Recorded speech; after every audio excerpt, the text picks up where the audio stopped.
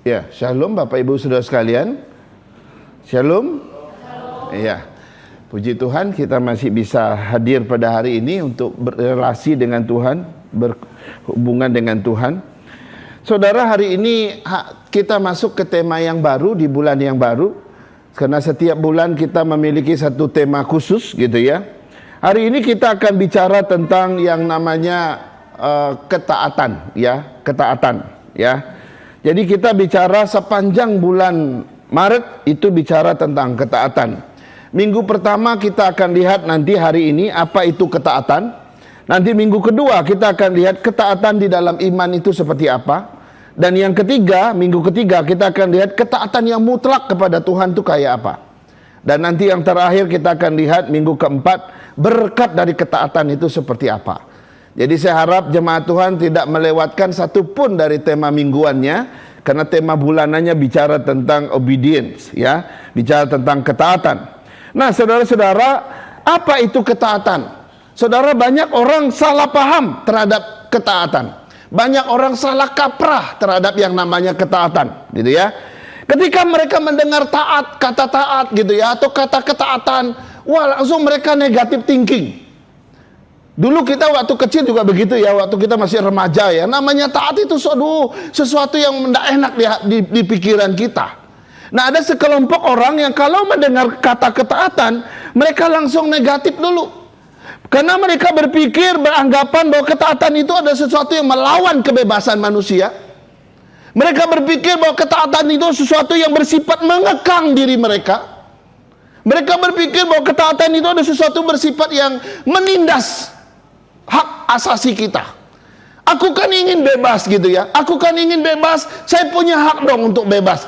Lalu kalau kamu bilang kamu harus taat, wah itu merampas kebebasan saya. Itu merampas hak bebas saya.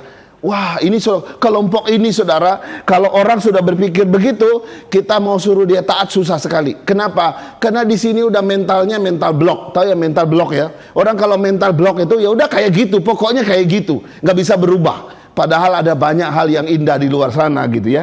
Nah, kalau kita ketemu dengan orang seperti ini saudara, susah mereka taat kepada otoritas yang ada di atas mereka. Susah. Kepada orang tua aja mereka susah tunduk, susah untuk taat. Apalagi bos mereka, atasan mereka susah sekali. Ya. Dan mereka sangat sulit untuk tunduk, untuk patuh dengan aturan-aturan yang dibuat di sekitar mereka. Nah, kalau kita lihat anak-anak kita seperti itu, kita akan cap dia sebagai apa? Ini anak yang kurang ajar. Ini anak pemberontak. Ini anak yang pembangkang. Kenapa? Karena dia nggak mau taat sama papa mama. Betul ya? Kan begitu. Nah, saudara-saudara, kalau kita sebagai orang tua marah kalau anak kita nggak mau taat sama kita, saya mau kasih tahu, Tuhan pun demikian. Tuhan pun akan marah kepada umat pilihan dia, umat yang sudah dia selamatkan. Engkau sudah diberikan kasih karunia yang begitu besar, tapi kalau hari ini kau nggak bisa taat, Tuhan kecewa. Tuhan tidak hanya kecewa, dia juga marah. Nah, saudara-saudara, kenapa Tuhan bisa begitu marah kalau kita nggak taat sama dia? Saya mau kasih tahu.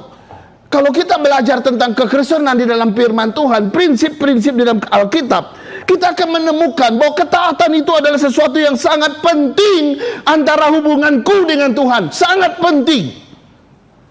Ketaatan itu adalah sesuatu yang mutlak ada di dalam imanku. Kalau aku katakan aku sebagai orang yang percaya Tuhan, saya mau kasih tahu, kalau engkau ngaku engkau percaya Tuhan, maka mesti mutlak ada yang namanya ketaatan antara aku dengan Tuhan. Yang kedua, yang ketiga, ketaatan itu ada sesuatu yang sangat esensial, sangat dasar sekali di dalam kehidupan kekristenan kita. Jadi nonsen kalau ada orang bilang saya percaya Tuhan. Betul Bapak percaya Tuhan? Iya, saya akan lihat ketaatanmu. Kalau ketaatanmu tidak ada, itu semua omong kosong. Tak ada guna kata orang tua. Betul ya? Sama kan kalau kita dulu juga kasih kayak anak-anak gitu ya. Saudara, saya mau kasih tahu begini, orang rajin ke gereja, orang rajin pelayanan, orang rajin memberi persembahan, mohon maaf, rajin tidak identik dengan ketaatan. Kalau orang taat jadi rajin, betul, bisa saja. Orang yang taat pasti dia rajin. Tapi orang rajin belum tentu dia taat. Sebab jangan-jangan kamu rajin ke gereja, jangan-jangan kamu rajin ibadah, jangan-jangan kamu rajin pelayanan hanya cuma untuk mencari kepuasan pribadi doang, bukan untuk kemuliaan Tuhan. Kalau itu motifnya, mohon maaf, itu bukan ketaatan. Itu rajin dengan motivasi yang salah. Karena itu saudara, pertanyaannya sore ini adalah, seperti apa sih ketaatan yang sejati itu? Apa yang dimaksud dengan ketaatan sejati itu, khususnya dari sisi studi katanya? Apa? Karena memang kita pelajari hari ini adalah apa itu ketaatan yang sejati. Kita akan lihat, saudara, ada dua di dalam Alkitab, dua kata yang sering dipakai dalam Alkitab yang menggambarkan tentang ketaatan yang sejati. Ya, ketaatan sejati itu sering kali dipakai, diungkapkan dalam dua kata bahasa asli dalam Alkitab. Yang pertama itu kata syama. Kata syama ini artinya dengarkanlah atau mendengar.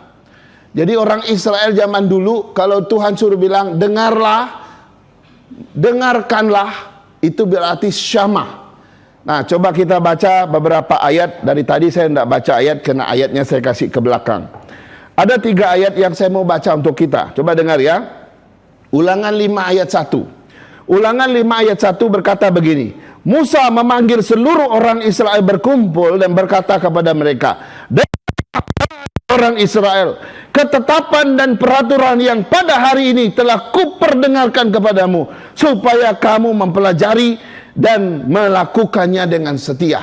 Saudara, ada kata dengarkanlah hai orang Israel. Kata dengarkanlah itu kata syama. Yang kedua, Ulangan 5 ayat 27. Dan dengarkanlah segala yang difirmankan Allah, Tuhan Allah kita, dengan engkau lah yang mengatakan kepada kami segala yang difirmankan kepadamu oleh Tuhan Allah kita, maka kami akan mendengar dan melakukannya. Ada kata sekali lagi, dengarkanlah segala yang difirmankan Tuhan. Sekarang ayat yang ketiga, Yosua 3 ayat 9. Yosua 3 ayat 9 berkata begini. Lalu berkatalah Yosua kepada orang Israel, dan dengarkanlah firman Tuhan Allahmu. Wow, saudara, dari 3 ayat ini 3 kali kata mendengar itu disebutkan. Ya, dengarkanlah, dengarlah, dengarkanlah. Ada 3 kali kata syama dipakai. Nah, saudara-saudara, kata syama ini berbeda dengan kata mendengar yang lain. Ya, mendengar di sini artinya mendengar dengan serius, mendengar dengan menyimak, mendengar dengan menyimak betul-betul, itu maksudnya. Bukan sekedar mendengar. Saya mau kasih perbedaannya. Kalau kita lagi duduk di pinggir jalan, lalu ada motor lewat, kita dengar suaranya, kita juga mungkin lihat motor yang lewat. Tapi mendengar itu adalah mendengar sambil lalu, ya kan? Dengar sambil lalu, ya sekedar mendengar gitu ya, atau asal mendengar, itu bukan mendengar yang dimaksudkan dengan kata syama, bukan. Tetapi kata syama levelnya lebih tinggi. Mendengar dalam arti syama ini adalah mendengar dengan sungguh-sungguh. Yang kedua, mendengar dengan menyimak betul-betul. Dan yang ketiga, di sini perbedaannya, mendengar dan siap mentaatinya, melakukannya. Sudah lihat perbedaannya?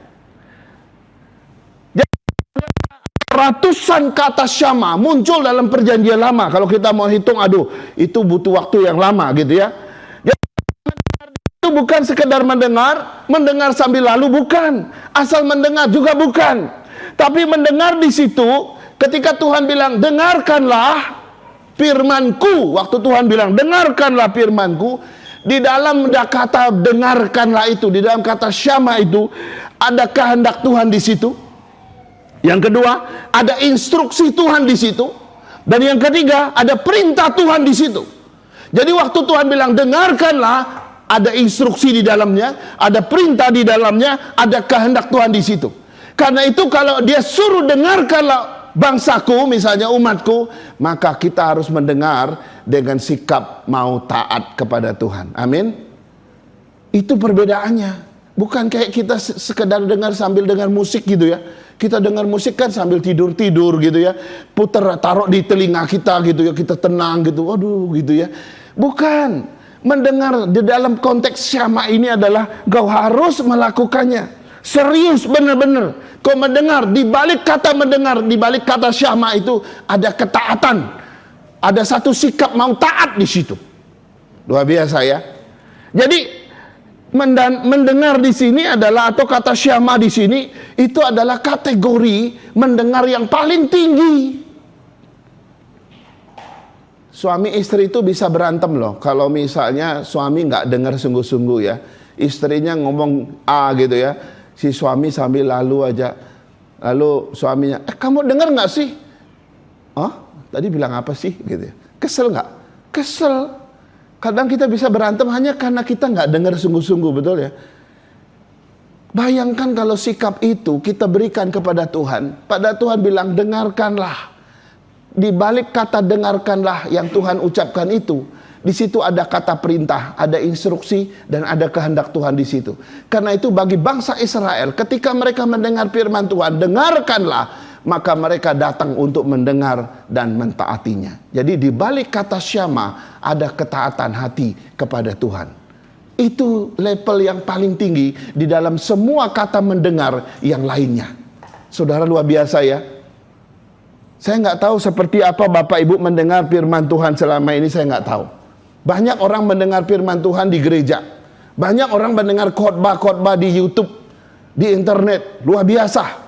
Banyak orang mendengar firman Tuhan di dalam media sosial yang lain. Begitu sering kita mendengar firman Tuhan. Tapi saya tanya, level mendengarmu yang mana? Apakah engkau sudah mendengar firman Tuhan seperti kata syama? Di balik kata syama ada kata ketaatan di situ. Saya nggak tahu. Kalau betul engkau mendengar firman Tuhan seperti bangsa Israel mendengar firman Tuhan dengan kata syama, saya yakin hidupmu berubah. Hidup kita pasti berubah. Karena ketika kita mendengar, maka ada ketaatan di balik mendengar itu. Maka hidupku pasti diubah oleh Tuhan. Amin. Amin. Seringkali hidup kita nggak berubah. Kenapa? Karena cara kita mendengar salah. Betul saya dengar tetapi nggak ada ketaatan. Betul saya dengar tapi nggak ada kepatuhan di situ. Akhirnya apa yang terjadi? Kita nggak bisa berubah, saudara-saudara. Luar biasa ya. Nah ini penting ya Bapak Ibu ya. Kata syama adalah satu kata yang dipakai dalam bahasa Ibrani untuk menyatakan ketaatan bangsa Israel terhadap firman Tuhan. Saya harap jemaat atau kita semua hidup di dalam kata syama yang luar biasa ini. Kita dengar firman Tuhan lebih daripada kita dengar apapun. Saudara, sepanjang satu minggu saya nggak tahu apa yang sering saudara dengar. Apakah yang saudara sering dengar adalah berita-berita atau apa? Saya nggak tahu. Banyak orang di selama 24 jam itu yang dia dengar apa? Semua berita-berita di luar sana. Jarang sekali kita mendengar dengan serius tentang firman Tuhan. Sehingga tidak ada ketaatan di situ. Saudara, mari kita bertumbuh bersama. Saya juga bertumbuh di dalamnya. Mari kita bertumbuh. Memang nggak mudah, tapi itulah kehendak Tuhan. Dengarkan firman Tuhan. Dan kata dengar disertai dengan ketaatan itu.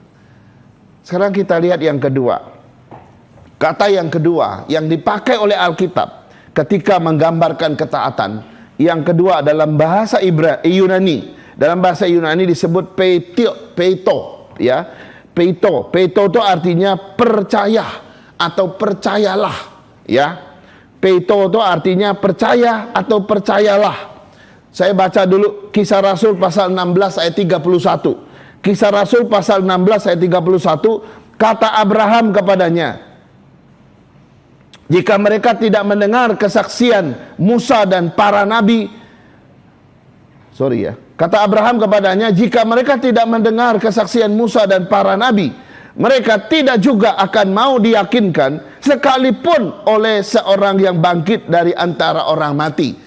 Saudara, konteks ayat ini Abraham lagi bicara dengan orang kaya yang ada di neraka itu. ya, yang di mana Lazarus, ya, kematian Lazarus, kita tahu kisah Lazarus ya.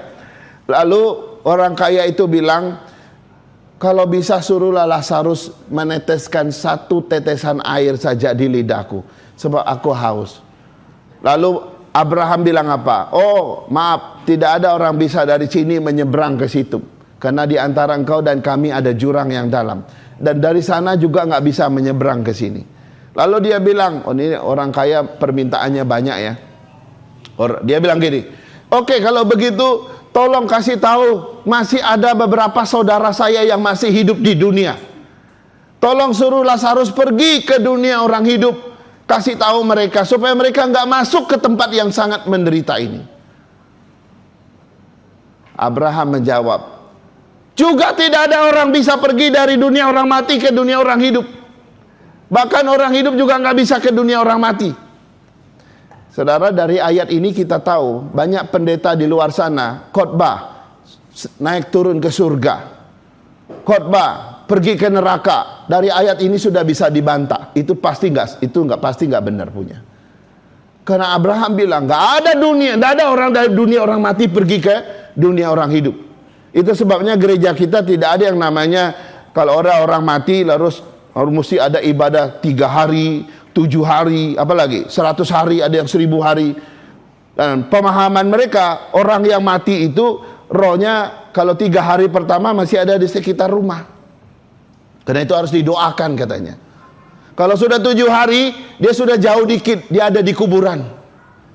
Kalau dia sudah 100 hari, dia udah jauh, tapi dia masih di dunia ini, maka perlu didoakan. Konsep itu keliru. Gereja Injili nggak terima itu, saudara-saudara. Yang benar adalah ketika engkau mati, roh itu juga meninggalkan dunia ini, nggak akan pernah kembali lagi. Karena itu ada satu ibu dulu waktu suaminya mati. Tapi Muse, saya mendengar tadi malam dia pulang, dia cuci piring. Rupanya waktu suaminya masih hidup seneng main pingpong ya, yang tenis meja itu. Dia pulang jam 10, jam 11. Istrinya udah tidur, dia masak super mie, dia makan, jadi ada tangtung-tangtung gitu di dapur. Istrinya dengar, oh berarti dia udah pulang. Setelah suaminya mati, 3 hari pertama dia dengar suara kayak gitu katanya. Itu suamiku masih pulang, Muse. Saya bilang tidak, Alkitab bilang, hari ini kau percaya, kalau kau percaya Tuhan, hari ini kau ketemu Tuhan di surga. Nggak ada lagi kita di dunia ini. Nah Abraham jelas-jelas berkata, kalaupun ada orang mati, ini kalaupun dalam arti bukan berarti bisa loh ya. Kalaupun ada orang mati dari dunia orang mati bisa ke dunia orang hidup.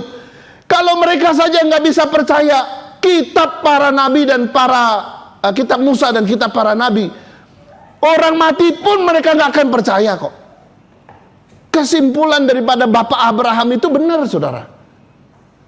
Kalau orang itu memang tidak dipilih Tuhan, gak ada kemungkinan untuk percaya Tuhan. Biar orang bangkit dari kubur sekalipun gak akan percaya kok. Yesus yang bangkit dari kubur aja gak ada orang percaya. Hanya orang yang dipilih Tuhan yang percaya. Betul gak? Jelas kan? Yang kedua, Kisah Rasul 17 ayat 4. Beberapa orang dari mereka menjadi yakin dan menggabungkan diri dengan Paulus dan Silas dan seterusnya. Jadi kata peito itu adalah orang menjadi percaya mendengar kesaksian Musa, lalu mereka diyakinkan, mereka dibuat percaya, mereka menjadi percaya. Itu artinya peito. Nah, apa sih kaitan peito dengan ketaatan? Lu ada. Orang kalau percaya pasti taat, saudara. Atau kalau orang itu taat, itu bukti dia percaya Tuhan. Amin. Saya ulangi ya. Orang kalau betul-betul percaya Tuhan, maka outputnya itu adalah dia pasti taat sama Tuhan. Dan kalau dibalik, orang yang taat sama Tuhan, kita lihat seseorang begitu taat sama Tuhan, itu bukti dia percaya sungguh kepada Tuhan. Simple kan? Sebaliknya, kalau ada orang tidak taat sama Tuhan, itu bukti orang itu nggak percaya. Jadi jangan cepat terkagum dengan orang yang ngaku-ngaku percaya. Saya jadi murtadin nih, saya tinggalkan agama lama saya, Sekarang saya baru tahu Yesus atau Isa Al-Masih itu Tuhan. Wah, waktu dia bertobat jadi Kristen, wah hebat, oh ini dari agama sebelah nih. Saudara, saya ada satu cerita nih. Bukan cerita saja, ini kisah nyata. Asal saudara Muslim kita percaya percaya Tuhan Yesus, waduh, kitanya kayak heboh gitu ya. Udahlah, biasa aja. Ya. Karena fakta yang terjadi apa? Begitu dia percaya Tuhan, wah langsung suruh kesaksian, suruh khotbah sekalian. Keliling dia disuruh khotbah di Kalimantan itu. Dia khotbah, dia cerita dia dari agama lama, wah tahu lah, wah puji Tuhan ya, hebat ya Tuhan boleh selamatkan kamu ya, wah orang kasih senang dia. Terus gak lama dia jatuh cinta sama gadis kita di sana.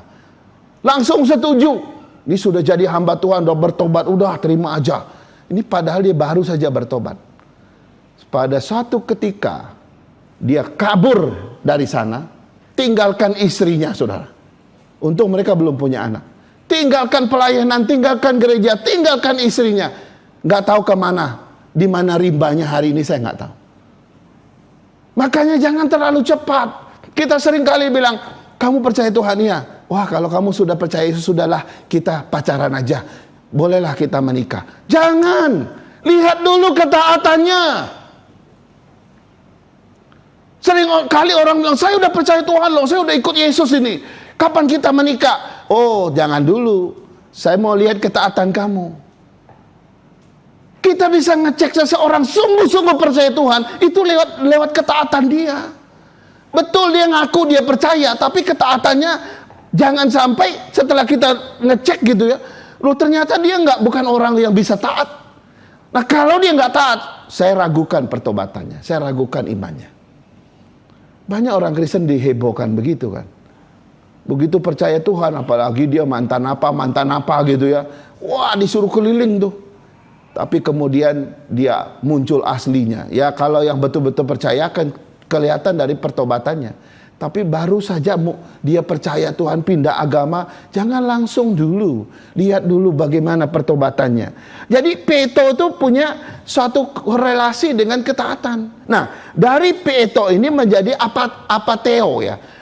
Peto itu menjadi satu kata yang namanya apateo, yang akhirnya kita kenal sebagai apatos. Yang apatos kemudian diterjemahkan dalam bahasa Indonesia apatis. Pernah dengar orang kalau orang ngomong gini, oh dia orangnya tipenya ini orang apatis. Tahu orang apatis artinya apa? Ini kebalikan daripada kata peto. Itu orang yang tidak percaya. Orang kalau sebut orang apatis, itu orang yang ragu-ragu mau percaya. Orang kalau sebut seseorang ini orangnya apatis banget orangnya.